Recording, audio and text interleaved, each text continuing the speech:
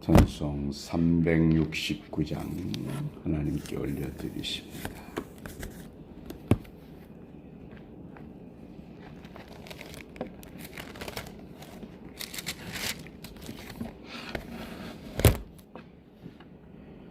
죄짐 맡아 노리고 주 어찌 적은 친건지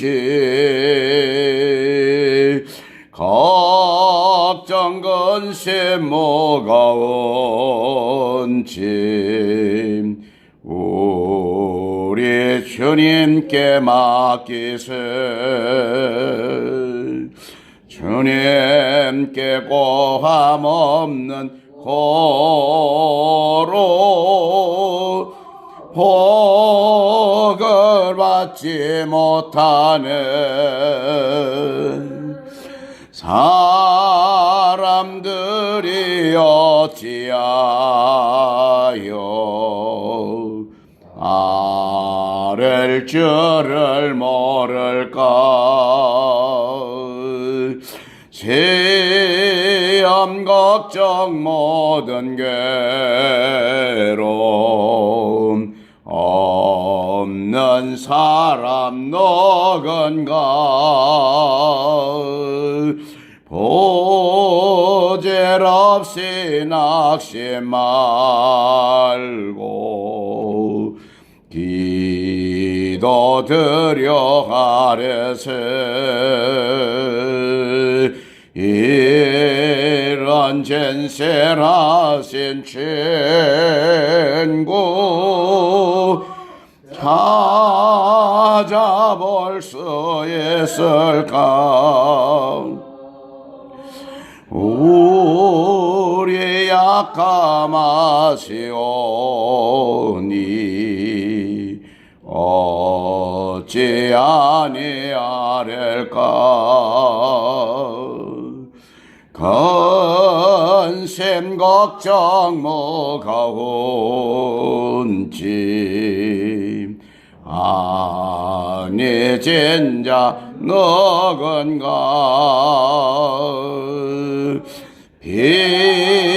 비난처는 우리 예수님 주님께 기도드리세. 세상 친구 멸시하고 너를 조롱하여 노 예수님 품에 안기어서 참된 이로 받겠네.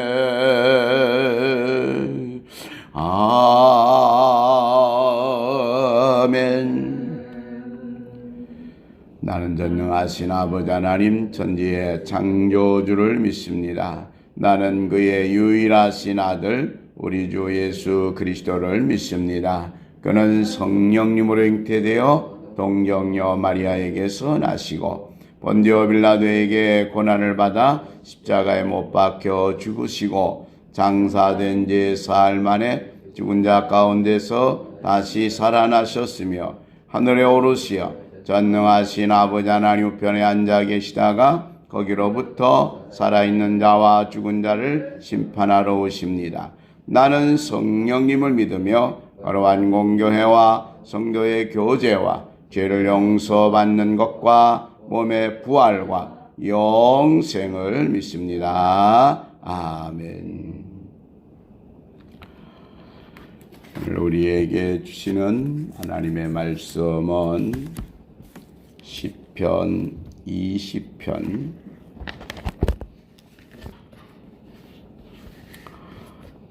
1절에서 9절에 있는 말씀까지를 보십니다.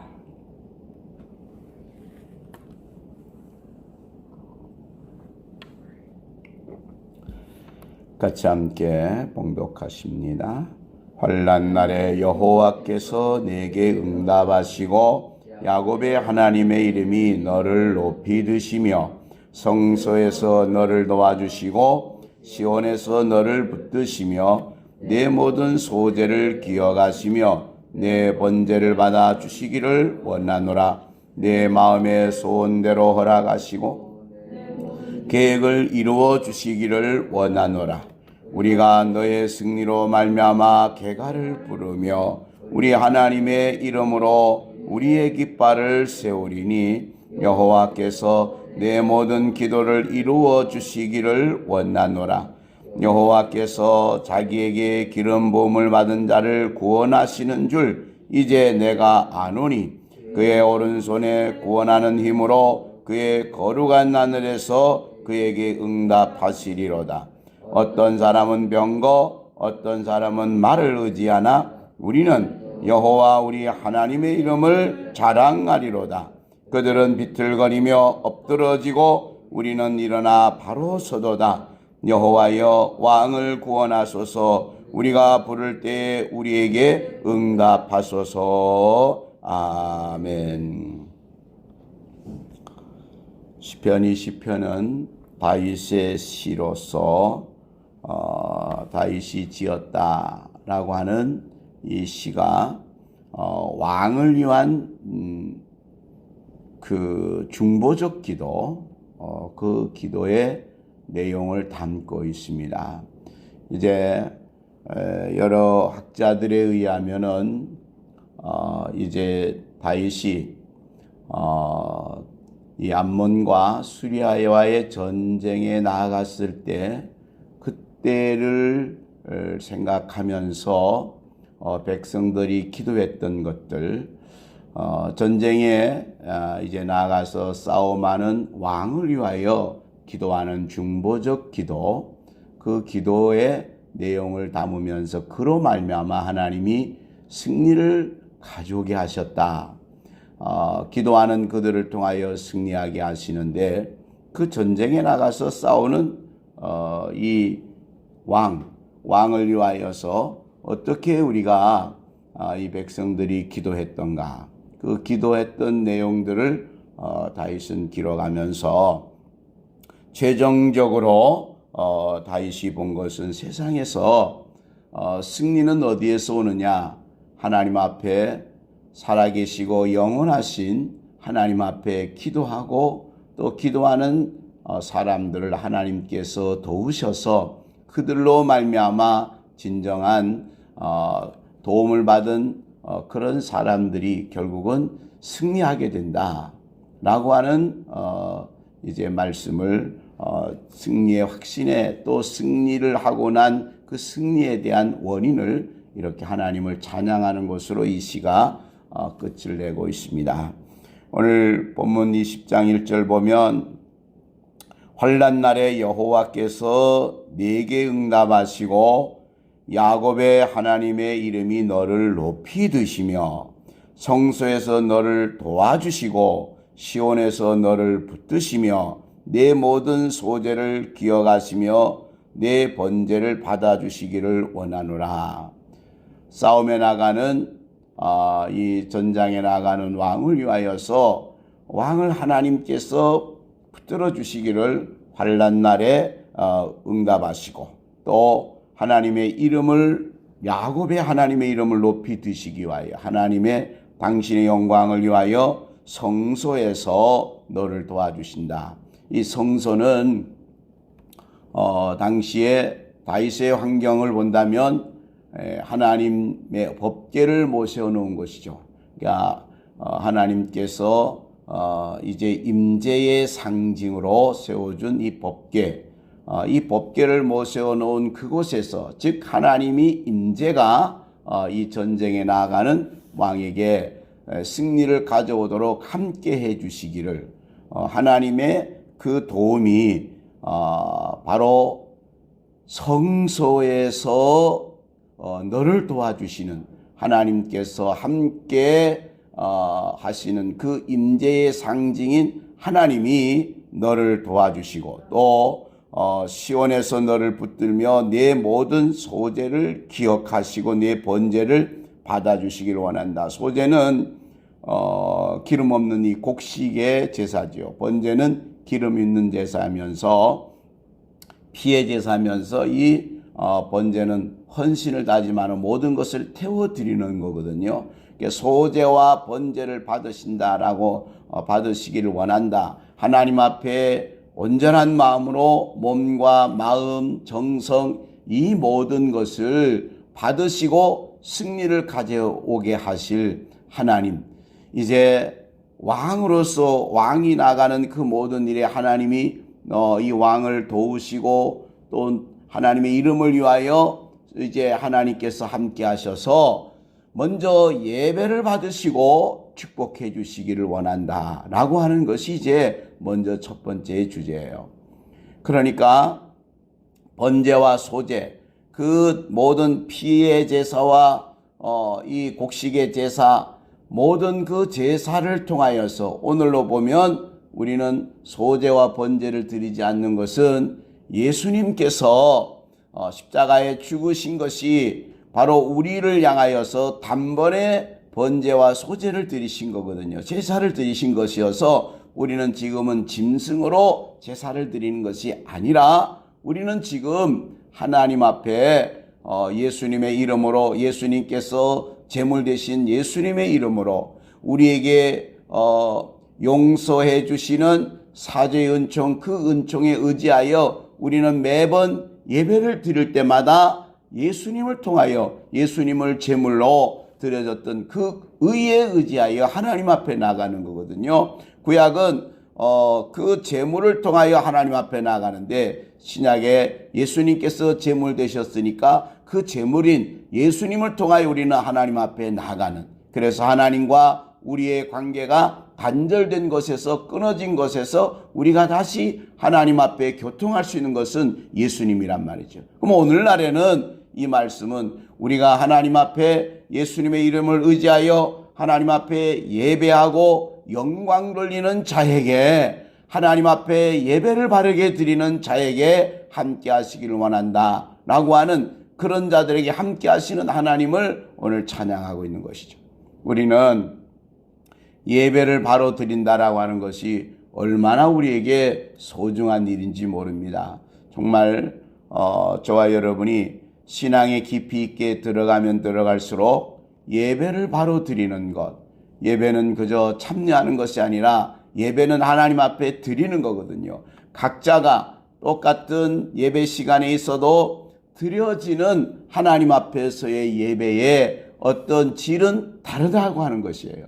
어떤 사람은 대충, 어떤 사람은 생각이 다른 데 가고, 어떤 사람은 하나님 보다 가는 사람을 만나러 오고, 어떤 사람은 자기 목적을 이루기 위해서 오고, 이런 것들이 다 다른 거예요. 오늘 예배는 하나님 앞에 집중해서 하나님께서 베풀어 주신 그 은혜와 사랑에 감사하고 찬송하고 헌신을 다짐하는 거예요. 그런데 오늘 우리는 보면 예배를 드리는 우리의 삶의 자리를 보면 예배에 정말로 집중하는 사람들이 얼마나 있을까라고 하는 생각을 우리는 종종 가질 때가 있습니다. 어떤 사람이 글을 써놓은 이런 것들을 보면 정말로 한국 교회의 교인들이 다 구원받을 것을 확신하느냐, 이런 질문을 던져놓은 것이 있어요. 오늘 우리는 교인들이라고 그러면 다 구원받느냐? 그런 질문을 던진다면 우리는 대답을 그렇다고 할 수 없지요. 왜냐하면 교인이기 때문에 교인으로 등록했고 그렇기 때문에 우리는 구원의 대상이 된다라고 할 수는 없지요. 그냥 교인, 철치 멤버가 되겠죠. 그 중에 성도가 있는 거죠. 성도.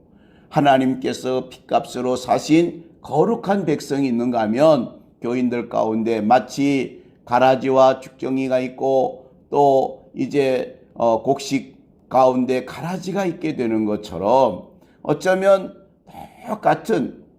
똑같은 그 논에서 같이 있지만 가라지와 이 곡식 이 벼와 피가 있는 거거든요. 그런데 예수님께서 비유로 말씀하실 때 이걸 뽑을까요? 놔둬라. 심판 때까지, 즉 추수 때까지 놔둬라. 왜냐하면 그걸 뽑으려고 하다가 곡식도 뽑혀질까봐. 즉 곡식은 하나도 다치지 않게 하시겠다고 하시는 하나님의 뜻인 거죠. 하나님은 어떤 성도라도 다치기를 원치 아니하시고 오히려 그들을 강하게 시키기를 원하시는 거죠. 그래서 뽑지 말아라. 그 나중에 시간이 되면 열매로서 알게 되는 것인데 라고 말하는 거죠. 그러면 우리가 어떤 의미에서 보면 천국에 대한 비유, 예수님이 하신 말씀을 가라지에 대한 비유도 하셨다면 우리는 그렇게 모든 교인들이 모두 다 구원받는다 라고 할 수는 없는 거죠. 모든 교인은 구원받을 수 없겠지만 하나님이 십자가상에서 죽으시고 부활하신 예수님을 바로 그리스도로 영접하고 그리고 그분의 뜻대로 살려고 온 생애에 하나님의 뜻 안에서 살려고 하는 성도는 다르죠. 성도는 하나님 앞에 구원받은 백성이고 교인은 그 중에는 성도도 있고 그저 종교인도 있을 수 있다라고 하는 것이죠. 오늘 여기에서 우리는 우리의 삶의 자리를 어느 누구도 평가하고 어느 누구도 정죄할 수 없지만 우리 스스로가 가야 될 그 길이 있어요. 그 길은 하나님을 바로 예배하는 일이에요.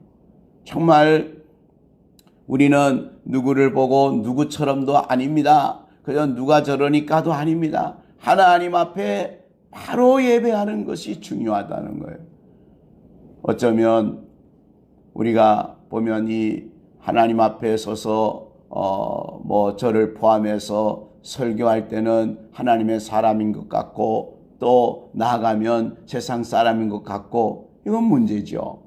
오늘 우리는 언제나 주님이 내 안에 계시는 이 주님은 어디를 가나 함께하고 계시는 것이기 때문에 우리는 무엇보다도 예배를 드리는 일에 있어서만큼 어떤 경우도 우리는 예배에는 바로 집중해야 되는 거거든요. 예배를 바로 드리는 것 얼마나 소중한 일인지 모릅니다.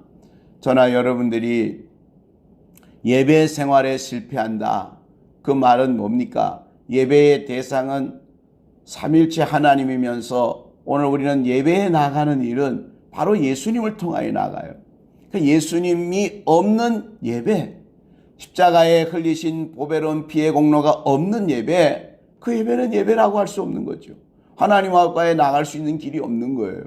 하나님 앞에 나가는 것은 곧 구원받은 은혜에 감사하고 감격하고 나 같은 죄인 구원시켜 주신 주님의 은혜가 놀랍고 고맙고 이제껏 내가 사는 것도 주님의 은혜고 장차도 주님과 함께 영원히 살게 될 그 믿음 안에서 항상 나아가는 사람들, 이게 오늘 우리에게는 소중한 일이에요.